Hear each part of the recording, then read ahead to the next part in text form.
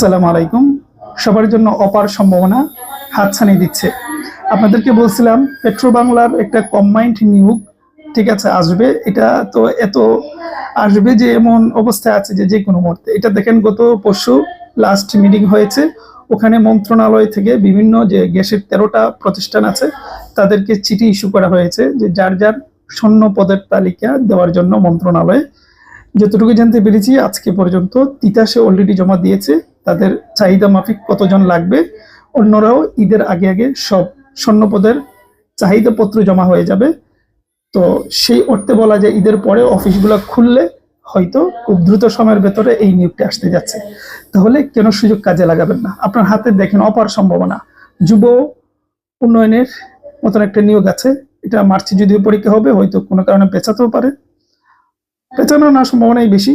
তারপরে দেখেন আছে প্রাইমারি, তারপরে আছে কানুনগোর, তারপরে আছে এলজিইডির বিভিন্ন পৌরসভার, তারপরে এই কম্বাইন্ড নিয়োগ, ঠিক আছে। তারপর সামনে আরো নিয়োগ আসতে যাচ্ছে, নিবন্ধন টেবন্ধন সহ। এই সুযোগগুলো কাজে লাগাবেন না? সুতরাং ভাই সুযোগটা কাজে লাগান, পড়াশোনা করেন, অপার সম্ভাবনা আসতেছে। ভালো থাকবেন, সুস্থ থাকবেন।